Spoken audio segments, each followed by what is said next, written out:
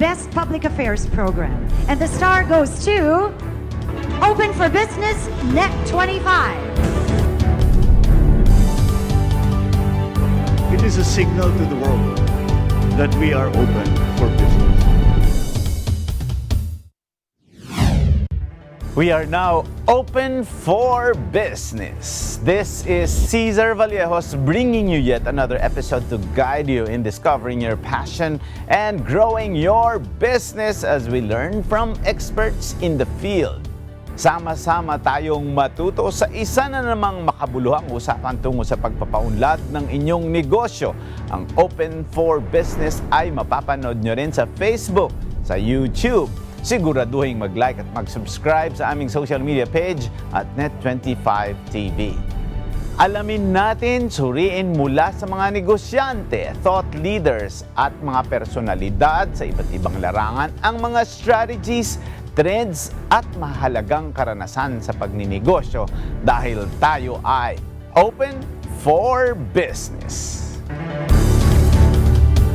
Open for Business delves into the remarkable story of how a 20-something entrepreneur turned her dreams into reality, sharing her vision for redefining beautiful body, empowering individuals, and leading the way in an industry that celebrates self-love, self-expression, and self-empowerment. On this episode, let's meet a remarkable woman who found the formula in maximizing beauty and profit through her aesthetic clinics. Let's hear the story of success from Miss Maxine Misa, the CEO and founder of Beaut Advanced Aesthetics.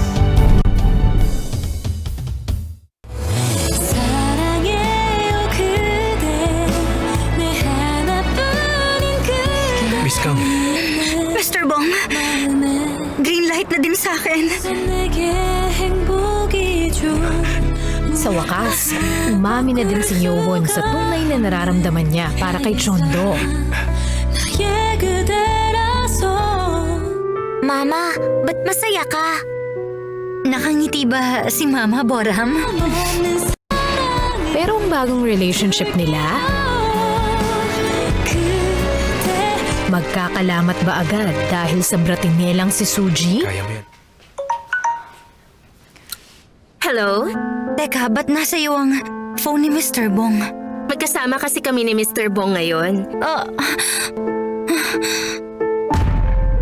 Unwanted Family. Monday to Friday at 9 p.m. Dito lang sa Net25.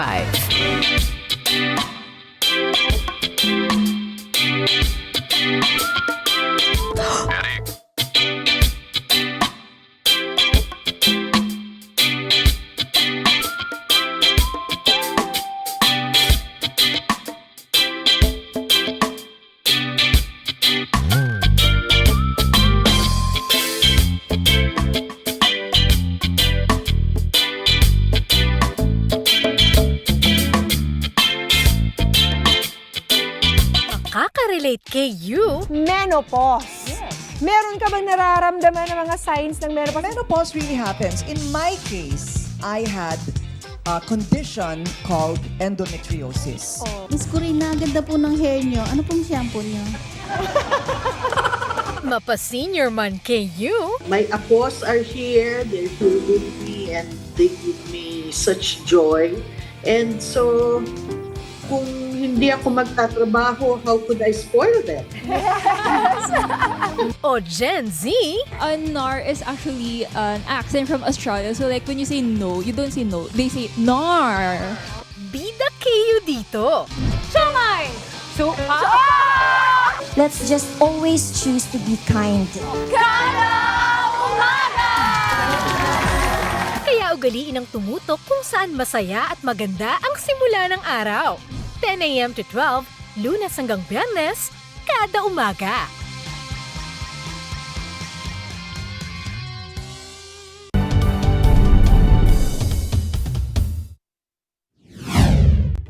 Open for Business speaks yet again with another interesting and inspiring entrepreneur who shattered the glass ceiling of success at the young age of 27. Here she is shaping the future of beauty, combining innovation through state-of-the-art aesthetic equipment, artistry, and science to create a haven of transformation and self-expression.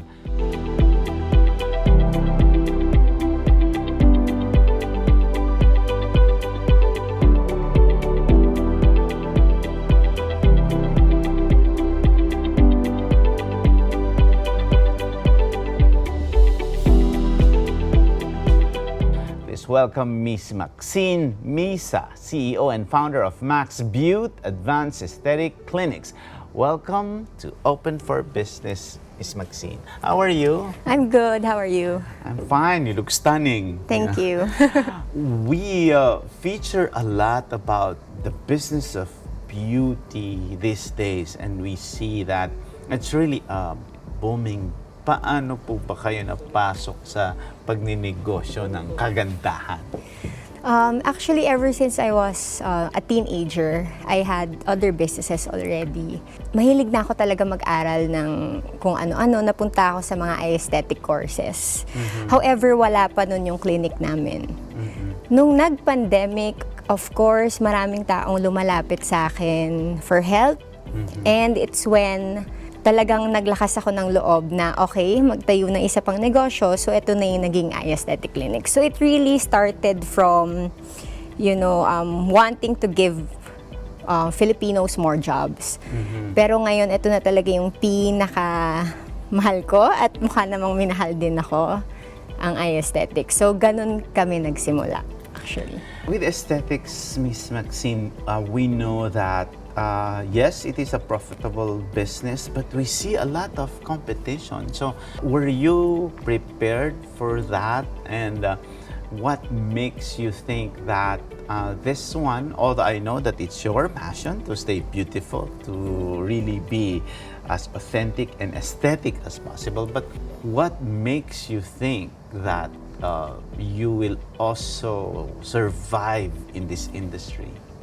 One thing besides, the latest technologies and of course the new techniques that our doctors have and our company has, one thing siguro na masasabi ko ay yung alaga namin sa bawat pasyenteng meron kami and that personal touch that we have with each and every client that we have.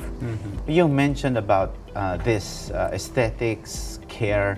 Ano ba yung hinahanap ngayon ng mga kababayan natin pagdating sa pagbabaganda? So, of course, we know that there were a lot of guests here also whose business is skin whitening, di ba? Yung supplements, there's a lot of things. But in your case, being in the business of the aesthetics, what are those items, that Filipinos look for when they want to be aesthetically beautiful? There's a lot. We have non-surgical services, even nails, lashes, we also have. Pero siguro ang magiging flagship namin would be our laser treatments. Because I think, it serves a bigger market. And pwede siya for any gender, and as young as 16 years old, pwede na. So I think that's one na medyo patok din talaga sa mga Pilipino. Laser treatments. Paano pa pag laser treatments? So there are whitening laser treatments, so it's very quick with every session you see results. And also like hair removal lasers. But with people going into this, addressing their needs, and you mentioned earlier about the pandemic, noong una, ang ine-expect ng mga ibang mga kababayan natin, especially those who want to go into the business of staying beautiful or health and wellness, akala ng iba medyo babagsak kasi syempre uunahin nila yung basic needs, which is food, shelter. But based on my previous interviews also, kahit nga nung pandemic, mas nagpaganda ang mga tao. They invested even in their sleeping wardrobes, in their pajamas. Ikaw ba, Miss Maxine, did you observe that trend as well? Na Bakit mas gusto ng mga tao na magpaganda ngayon after the pandemic? And why is this business booming? I think, nung pandemic naisip at nakita rin natin of how important it is na alagaan yung sarili natin so we could also take care of other people and all the things that we do. So I think that's one na na-realize din ng marami. And kaya rin naman, I think now nag-boom ito is because just like me, with all the roles that I have in my life, I'm a mom, I'm a sister, I handle businesses, I have employees, I have friends. If I don't take care of myself too, how am I able to do the other roles that I have in this, world? So I think that's one na nakita ng mga Filipino, and yun ang maganda na inuuna natin alagaan sarili natin so we can take care of others too. Wow, that's impressive, Miss Maxine. I think based on my introduction kanina, parang I was talking about self-love, self-empowerment. So I can sense, Miss Maxine, that this business of aesthetics is not only your passion, but it's also your way to help others and to support your family. Ano po ba yung dati ba kayong parang did you aspire to be an entrepreneur din, or was it you have this experience of hardships then that you wanted to really make sure that you provide for your family? So marami na akong other business before this one, no. However, nung naging nasa aesthetics ako, siguro ito talaga yung very fulfilled ako na marami akong na-touch na hearts. Especially like me, I'm a single mom. So I think if I can do it, I really believe that others can too.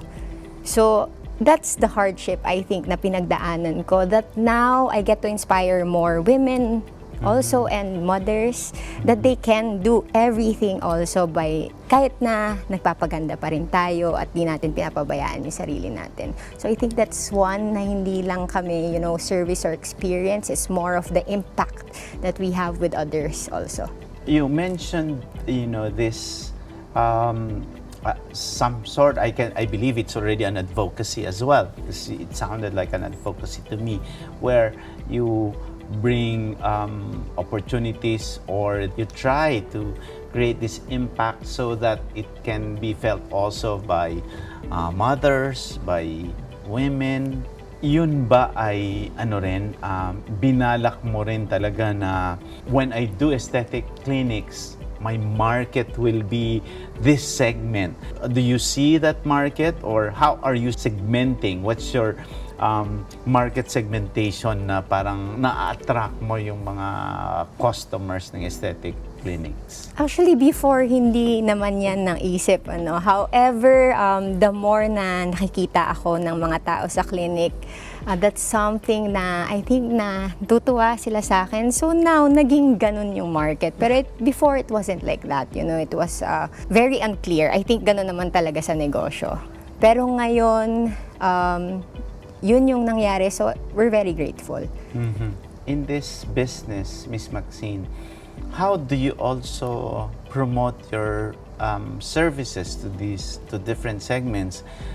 Di ba alam natin na usong-uso ang social media, di ba? And people are now using, especially, di ba, with Instagram and all these things and all the following. Do you also tap that? What are your marketing efforts and initiatives to ensure that your business will also flourish? Of course, social media is a very big impact, especially now everyone's on their phones also, and lalo na sa amin, we want to keep in touch with, everybody, like we have this and that. So social media is a very nice impact, and with a very low amount of money, we get to reach more people. So of course, we do social media marketing. Sa business ninyo, Miss Maxine, parang dumadami din yung need for state-of-the-art equipment, di ba? Kasi sabi mo nga, marami din yung non-surgical procedures. Ito ba, mahal ba itong mga ito? And do you continue your research and development then? During the earlier times, magaling ka lang magkulot or maggupit, okay na. But this time, it's this beauty business, this aesthetics business would involve a lot of investment also in technology and equipment. Paano mo at saan mo natututunan yung mga bagong trends pagdating sa aesthetics? Of course, we have a pool of doctors also. So we do our research as much as we have time. Pag may bago in other countries, we do our research, we really study because of course, we know that the patients always look forward to something new. And yun naman yung meron sa aesthetics. So ang negosyong to, continuous learning talaga for us. So, siyempre, I'm sure you have plans to expand. You mentioned, where are your clinics located now? So our main branch is in BF Homes, Parañaque. The second one we just opened in Mandaluyong. Why those areas? From BF, you know, I see every week the same faces, and then I keep asking them, saan kayo galing? And medyo malayo sila, and Mandaluyong yung medyo gitna of EDSA, so at least medyo napalapit. Ngayon yung, syempre alam naman natin, CRV na ang mga treatments, kailangan tuloy-tuloy. So that's why this year, I made the decision na we have to come closer to the Beauts that we have. So, ganun pa rin naman, we plan on expanding another one, but probably will be back on the south area. With that, again, there's a lot of competition, di ba? Parang dun pa lang sa mga madadaanan mo. And I noticed, especially with clinics like yours, they have sprouted all over, di ba? When you say Max Beaut, what makes it stand out? Well, for me, there's really no competition, as long as we maintain the quality of our standard. So for me, it's always me versus me. So I think there's no competition there, and yun, katulad nga nun, the growth never stops. So I think yun lang, kahit na marami pa, and actually that's very good, marami naman tayong Pilipino. So no worries on that, as long as we keep learning, the doctors and we keep innovating, I think everything else will be perfect. Wow, lovely to hear. Ito magandang tanong. Ano ang pinaka-popular na serbisyo na kadalasang tinatangkilik ng inyong mga kliyente? Bakit sa palagay mo ito ang pinaka-popular? I would say it would be the non-surgical services, Which are? When you say non-surgical, hindi kailangan ng operasyon, yes, diba? correct. Okay. So it would be of course, like lip fillers and the haiku nose. And I think popular siya, especially for Filipinos, because of course, a 15-minute procedure, napakabilis, with minimal downtime, we get to enhance, and I believe that when we enhance, when we feel better about ourselves, we do better also with everything else that we do. So I think that's why people love non-surgical services. Anong age yun normally? Kasi siyempre pag bata, hindi pa masyado kailangan. Yeah. Pero ano yung nakikita mo? What's the demographics in terms of people who need that? Siguro hindi naman sa need, pero may mga gusto, and as 21 above, pwede na. Yeah. And it's good that you mentioned about the availability of doctors. Kasi, di ba, Miss Maxine, marami din yung mga fake clinics or people who are in the business of the fraud ones, and it has a very negative impact on the health of people, especially yung iba talagang sa gustong magkatipid ay iba na pala yung nafe-feel na sa kanila, which is very bad for their bodies. In your case, because you have research and development, you have doctors with you, you continuously do your research, ano yung dapat na malaman ng mga tao? Ano yung dapat nilang hanapin para matiyak naman nila na safe yung procedures na ginagawa sa kanila? Siguro, like katulad sa amin, what we do with their clients, we tell them if they have questions, it's best that they consult with us and the doctors first. So siguro ganun din sa kung meron man silang ibang aesthetic na pupuntahan, they can do background check and do their research first. Just like how we do it to our clients, we actually love it more when they consult first. And of course, that consultation could be free muna before they Yes. undergo a procedure. Okay, Ito maganda din. Malaking bahagi ng iyong tagumpay ang pagbuo ng magaling na team. Anong kapasidad at kwalifikasyon ang kailangan taglayin ng isang tao o profesional para maging bahagi ng Max Beaut? Of course, kailangan skilled. However, bago ka maging skilled, siguro ang kwalifikasyon na dapat talaga meron is that kailangan mahal nila yung trabaho nila. Because pag mahal nila yung trabaho nila, madaling mag-grow, madaling mag-aral, masaya mag-aral, and especially mas masaya for us to serve our clients. So I think that's one. They have to really love their job. That's good. As Max Beaut was founded in 2021, it's still quite young, but in the last 2 years, can you share challenges or obstacles that your clinic faced and how did you resolve it? Sabi mo nga, di ba, marami ka na rin naman mga naging negosyo in the past. Ano yung mga pinakamahirap or mga naging challenges mo na, siyempre, Open for Business is watched by young entrepreneurs and some of the CEOs here or presidents of companies share also, what they have experienced. What are those challenges and how were you able to hurdle them? Siguro ang pinaka-challenge, especially for me, is, to really find my people, the right people for me. So yun naman palagi yung challenge, who to trust. However, I think sa tagal ko na rin nagdenegosyo even before this clinic, I've found the right people with me to grow with, to learn with. So for us, yun lang naman yung pinaka-challenge na masasabi ko. How do you find a trustworthy person? What are the red flags that you should know na, okay, I have to let go of this person? Ako, as I always tell them, to be motivated is impossible, no? So ako, I see it to the point na talagang mapagtitiwalaan ko yung tao when he keeps the discipline, eh. Because ang disiplina pwedeng tuloy-tuloy. However, motivation, baka sa una lang. So, you see it, no, habang tumatagal. Pero pag ang tao disiplinado at tumatagal dahil disiplinado. So, I think that's one. Great. That's really, something.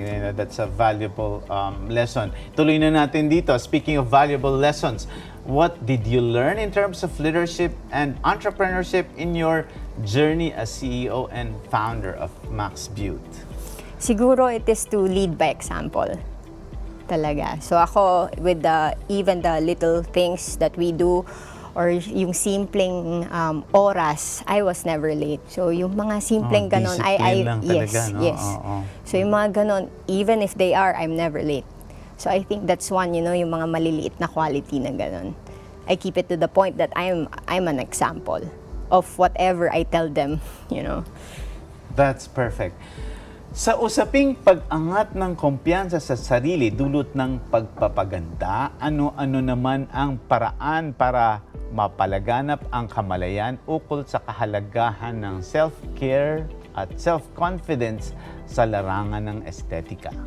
Katulad nga po ng sabi natin kanina, of course, kami naman, we just do enhancements. And then I think the very big thing that's aligned with that is that, again, when you take care of yourself, the more you can take care of everything else around you. That's good. I'm so amazed with your kind of leadership, Miss Maxine. You're young, you're beautiful, and you have this vision, and you lead by example. Do you see that you will be venturing into other businesses in the future? I know that you said earlier you finally found your passion, and this is aesthetics, but we also notice, people who go into the business of aesthetics, they diversify. Diba? Eventually, they manufacture this, they go into this, they have a fashion line na, diba? There's a lot of diversification going on in the business of beauty. Is that also in your purview? Yes, of course. Again, katulad nga kasi sinabi ko kanina, hindi lang naman ako nasa learning process ng aesthetics. I, as a person, nasa learning process din ako ng everything else where I could actually excel. So I'm very open with that. Nice. Ano ang payo mo na maibibigay sa mga batang negosyante tulad mo na gusto ring pasukin ang larangan ng estetika?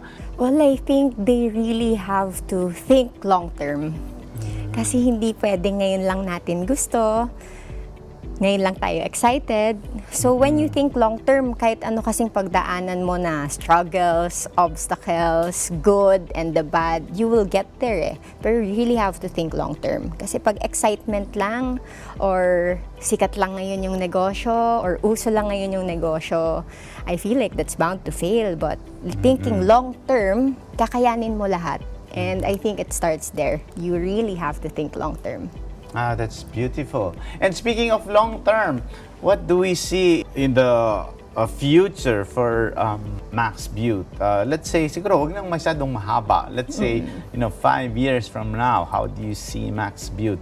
How many clinics do you have by then? Or what other brands or possible projects that you see in 5 years? In 5 years, okay, siguro expansion, but not too many branches, as you know, I want to keep the quality also. But then by then, of course, more innovations, expansion, I think that's it. Interesting. Now, Miss Maxine, we're almost done with this conversation, and thank you so much. But before we end this conversation, marami din ngayon ang nagsasabi na napaka-effective ng influencer marketing, lalo na sa larangan ng estetika. Yun ba? Halimbawa, you could be the face already of Max Beaut because you're lovely, you're beautiful, and young. But the others who are just in the business of it, they try to get other maybe influencers or celebrities. What's your take on the use of influencers and influencer marketing in the beauty of aesthetic? Kahit kami naman, we also have influencer marketing. However, that's just one. Okay, so I think that's very good kasi that's what's in now. People want to look what you do. You don't really have to be on TV or anything like that. Just by, I think the influence now kasi ay napaka mabilis. So, we're okay with that. However, we don't really just focus on that influencer marketing, yeah. But that's part of our marketing. Okay, it's time now, Miss Maxine, for you to address our audience. Saan ba sila pupunta? Saan kanila mako-contact if they want treatments, if they want services, and what are the products and services that they will expect from your clinic? What will they expect when they go there and see you in your clinic? Hi, so with Max Beaut, we have from lashes to nails to laser treatments to non-surgical treatments. And of course, you can always have your consultation. You can follow us on Instagram. It's MaxBeautPH_.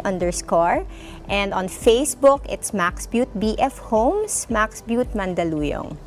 Thank you so much, Miss Maxine Thank you. Misa, the owner and CEO of Max Beaut Advanced Aesthetics, on maximizing beauty and profit. Open for business. We'll be back. Stay with us. Sa buhay, minsan lang dumating ang taong masasabi mong tunay na kaibigan. Yep! At kapag siya'y natagpuan na, huwag mo nang pakawalan. Ang tunay na kaibigan, laging nandyan kahit kailan. Handang gawin ang lahat, maging happy ka lang. Gagawin ang April Song para sa'yo, para sa pamilya, at para sa bayan. Tulad na lang ng inyong mga bagong kaibigan. Tuwing umaga, love, Tunipet, and everything! Lunes hanggang Biyernes, 6:30 ng umaga sa Net 25! Let's not get there. Love Tunipet and everything. Love and being. Love Tunipet and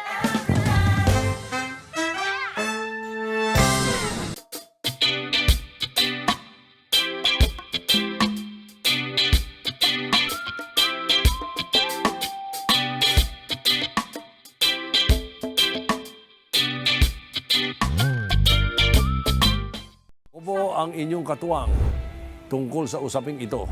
Nasa puso dapat ng Pilipino to love what is Filipino. Kaya dapat ihayag ng saloobin. Kahit gaano kasi karami yung doktor natin, kung may bayad din, baliwala din. Paano makakabili ang Pilipino ng bigas? Himayin ang hinaing. Gaano karaming pera bang kailangan mo para maging masaya ka? Alamin ang pwedeng gawin. So I think the lesson is, pag may fake news, i-correct ka agad ng people concerned. Sagutin mo agad. Mag-reality check tayo. Check yun. Check. Check na check. Double check. Check the check tayo dyan.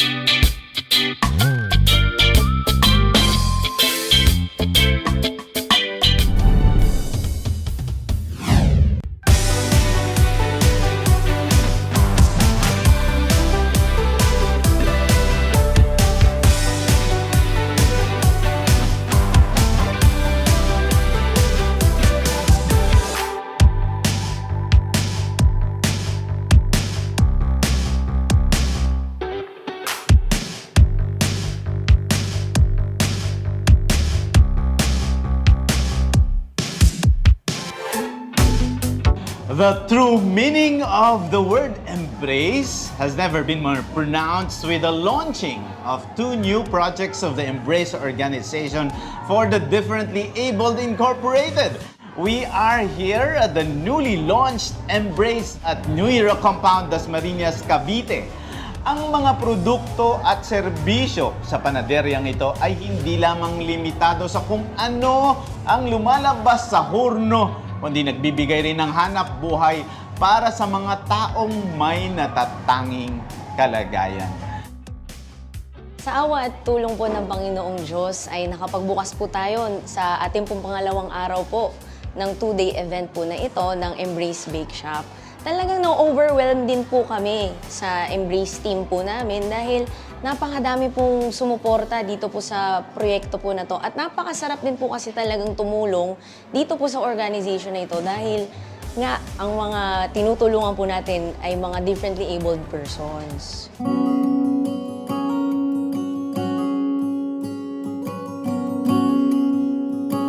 Ang isa po kasi sa mga commodity na binibili po talaga ng mga tao ay ang tinapay. Ito po kasi ay mura, madaling bilhin, at ang mga communities din po na ibibiyaya po sa amin na pagtayuan po ng Embrace ay talagang yun din po ang pangangailangan. Kaya batay din po sa aming mga market research, yun din po yung maganda pong ibigay na livelihood sa kanila. At bukod po doon, sila po ay magagaling po ng mga bakers.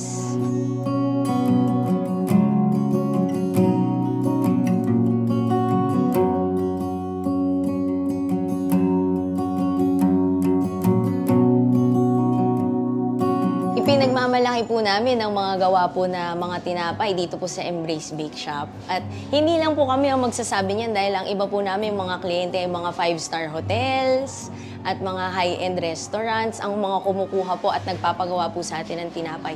Bukod po doon, kahit interviewin niyo po ang mga communities kung nasan po ang Embrace Bake Shop, ay talaga mataas po ang kalidad nito. At ang isa nga po sa pinopromote sa mga programa po ninyo sa ASPN ay ang paborito po ni Miss Patmi, yung hopya. Isa po yun sa mga core products din po ng Embrace Bake Shop. Bukod po sa sliced bread, focaccia, mga sosyaling mga tinapay po, yan po ang mga produkto po ng Embrace Bake Shop.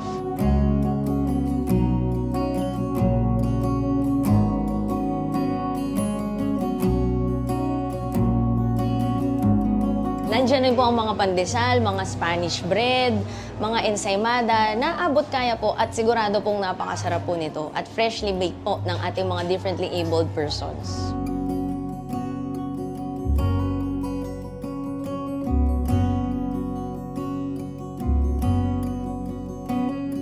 Ang alam ko ay parang napakaganda rin ng history ng Embrace.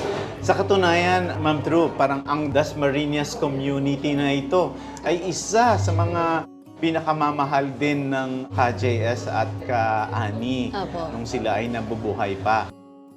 Ano ba yung naging role ng ka-JS at ka-Ani?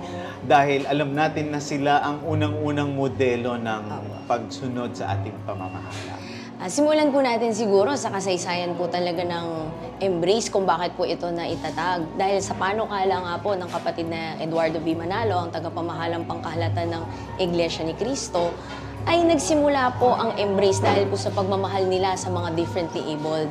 At yun nga pong kauna-unahang Embrace Cafe na itinayo po sa New Era University ay isang maliit lang po talaga na container van na ginawa pong cafe sa parking lot area lang nga po ng high school grounds. Pero mismo po ang ka-Eduardo at ang Kalin po ang nagpasinaya doon po sa maliit po na Embrace Cafe po na yon. Sa atas po ng pamamahala, ang Ka-Jun Santos at ang Ka-Ani Santos po, pinalago po nila ang Embrace at kung saan in a span of 5 years, mayroon na pong 11 stores ang Embrace Cafe. At ngayon nga po, ipinagpapatuloy po natin ang kanilang mga magagandang nasimulan at pinipilit po namin at hindi po kami tumitigil sa pag-iisip kung paano pa po mabibigyan ng livelihood ang mga differently abled persons.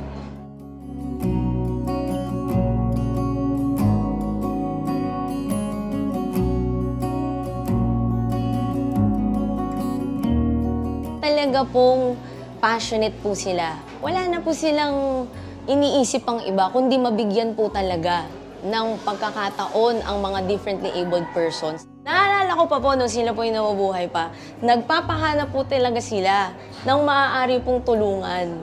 At napakarami po talaga nilang na-recruit na tulungan ng mga differently abled. At hanggang ngayon, narito pa rin po yung mga nahanap po ng Ka-Jun at Ka-Ani po na mga tinulungan po ng Embrace.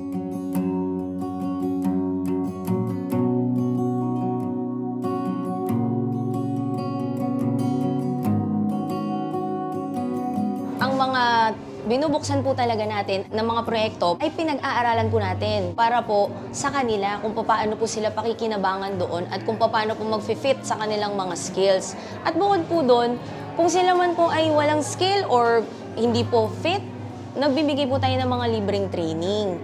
Sa katunayan, may mga differently abled din po tayo ng mga college graduate at may mga skills na din po sila. At sila po ay napakinabangan sa opisina, sa mga graphic designs, sa mga visual arts, at napakagagaling po nila. Kung bibigyan nyo lang po sila ng pagkakataon na maipakita po ang kanilang mga talento. Dati po, ang karamihan lang po talaga na natutulungan ng Embrace ay mga deaf. May mga kaunti po tayo, may mga autism, pero sa ngayon po, tumawid na po tayo sa isa naman pong category ng differently abled, ang mga blind po nating mga kasama ngayon.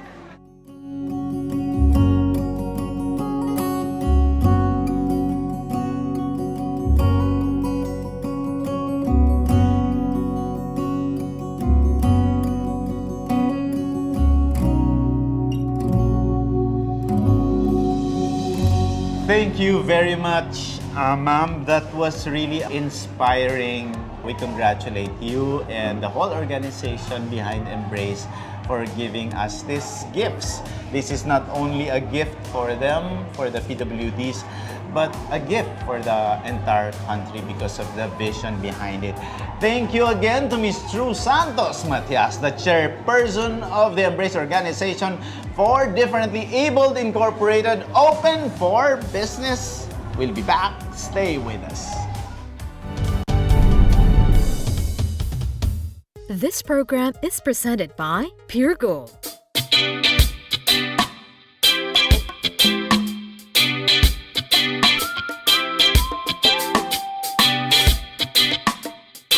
Sa buhay, minsan lang dumating ang taong masasabi mong tunay na kaibigan. Yep! At kapag siya'y natagpuan na, huwag mo nang pakawalan. Ang tunay na kaibigan, laging nandyan kahit kailan. Handang gawin ang lahat, maging happy ka lang. Gagawin ang Afro-Frank para sa'yo, para sa pamilya, at para sa bayan. Tulad na lang ng inyong mga bagong kaibigan. Tuwing umaga, love, Tunipe, and everything! Lunes hanggang Biyernes, 6:30 ng umaga sa Net 25! Let's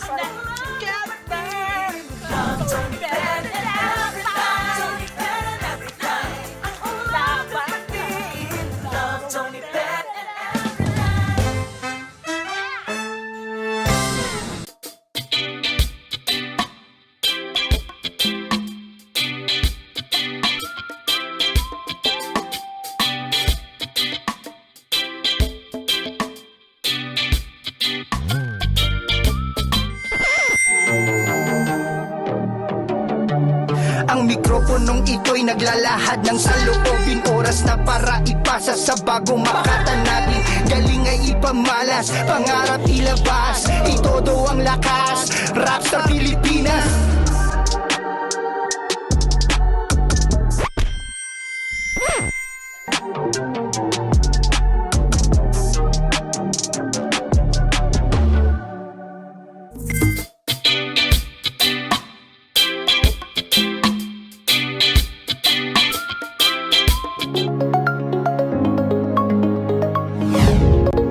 And for our business news, budget deficit wider in August. The country's budget gap ballooned to 133 billion pesos in August from 72 billion during the same month last year due to the decline in revenue. Data from the Department of Finance showed. DOF Chief Benjamin Jokno said the gap is due to the 6.6% contraction in government receipts and 10% increase in expenditures. He also added that the lower revenue collection was affected by suspension of work due to heavy rains. For the first 8 months of the year, the budget gap narrowed to 732.5 billion, a 12% contraction versus 833 billion during the same period last year. Malaysia to increase palm oil exports to China. Malaysia is increasing its palm oil exports to China by 500,000 tons a year despite pressure from a new European Union restrictions aimed at deforestation, according to reports. The EU has banned imports of goods coming from deforested lands in a bid to intensify the fight on climate change and environmental destruction. Importers from China are buying high value-added downstream palm products from Malaysia. Pag-ibig's MP2 Fund Boy Savings Collection, the Home Development Mutual Fund or Pag-ibig reported reaching 74.4% of its target 80 billion savings collection for 2023 with a record 59.52 billion pesos saved by members during the first 8 months. Its voluntary program for members, the Modified Pag-ibig 2 Savings Fund or MP2, had a stellar performance, contributing mostly to the total collection at 31.5 billion by end August. This indicates that voluntary contributions are higher than that of the mandatory program.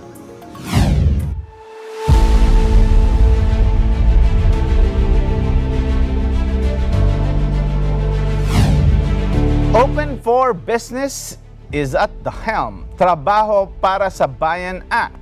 Senate Bill 2035 or the Trabaho para sa Bayan Act has been signed into law by President Ferdinand Marcos Jr. The aim of this measure is to establish a national employment generation and recovery master plan. How will Filipinos benefit from this? The law seeks to stimulate national and economic growth, enhance industry collaboration, and provide support to workers and businesses. Sa pamamagitan ng naitatag na Trabaho para sa Bayan Interagency Council, ilalatag ng TBP plan na palolooban ng mga plano para suportahan ang MSMEs, pag-upskill sa mga manggagawa, pagbibigay ng incentives para sa employers, trabaho sa mga kabataan at reintegration ng mga OFWs. Ang Interagency Council ay mga leaders ng NEDA, DTI, DOLE, TESDA, DBM, Finance Department, DILG, mga kinatawan ng employer groups, labor groups, marginalized sector at informal sector. Oobligahin sila na bantayan, repasuhin at siyasatin ang implementasyon ng TPB plan. According to the Senate, the Employment Master Plan shall include a 3-year, 6-year, and 10-year development timeline.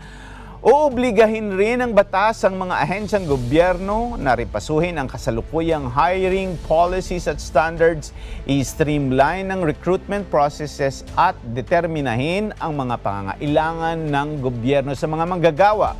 Dapat rin nakalinya sa polisiya at programa ng mga LGU ang TPB plan. With the unstoppable rise of commodity prices, oil and other necessities, Filipinos are looking for ways to afford everyday needs. Being given the opportunity to earn more as a businessman or employee makes it possible to keep up with the cost of living. The measure is looking to help Filipinos fight poverty, generate more income, and stay open for business. Alamin ang mga kwento sa likod ng mga viral video sa social media. Pakilalang tauhan ng isang na nasangkot sa isa pang viral road rage incident. Uso ngayon ng road rage. You were able to have the driver's license of Mr. Gonzalez revoked after that video went viral. Dahil dapat alam mo ang totoong balita. It wasn't a fair agreement. Walang kalaban-laban yung siklista nung pinirmahan niya yan. Nalaglag na daw doon sa tubig at pinagbabaril pa yung tubig kung saan siya nalaglag. Kasama sina Ali Soto at Pat P. Daza ng ASPN. Ano sa palagay nyo? Lunes hanggang Biyernes, alas 8 hanggang alas 10 ng umaga. Dito lang sa Net25.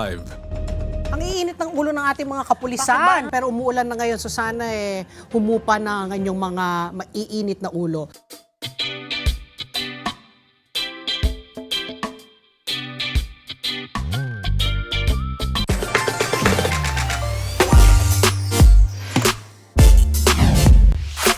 And our biz word of the week is injectable dermal fillers. These are gel-like substances that are injected beneath the skin to restore lost volume, smooth lines, and soften creases or enhance facial contours. The vision for beauty as a dynamic and inclusive concept has never been clearer as it is now. With the proliferation of aesthetic clinics and skincare products, it is almost a sin to neglect taking care of our body and beauty. Many aesthetic clinics, specifically Max Beaut, are committed to bring innovation to raise the bar in beauty higher. Their unwavering dedication to safety and quality and the personalized approach they take to meet the unique needs of their diverse clientele make them stand out. It's clear that Max Beaut has not only embraced the challenges of the aesthetics industry, but also thrive in the face of them.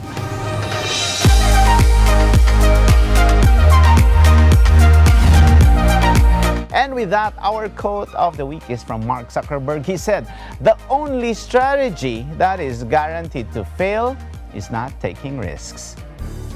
Thank you, Miss Maxine. Thank you so much. Maraming salamat sa isang oras na pagsama sa amin upang tunghayan ang isang makabuluhang usapan ukol sa negosyo dito lang sa Open for Business. Hanggang sa susunod na linggo, samahan nyo kaming muli dito sa Open for Business. Catch us on Facebook, on YouTube. Make sure to like and subscribe our social media page at Net25 TV. We will bring you more insights from industry experts, thought leaders, CEOs, and featured SMEs. Together, let us help encourage business development in the Philippines. Sharpen your business acumen. Feel the pulse and set the trend for as long as you're informed and open for business. Ito po si Cesar Vallejos. Marami pong salamat.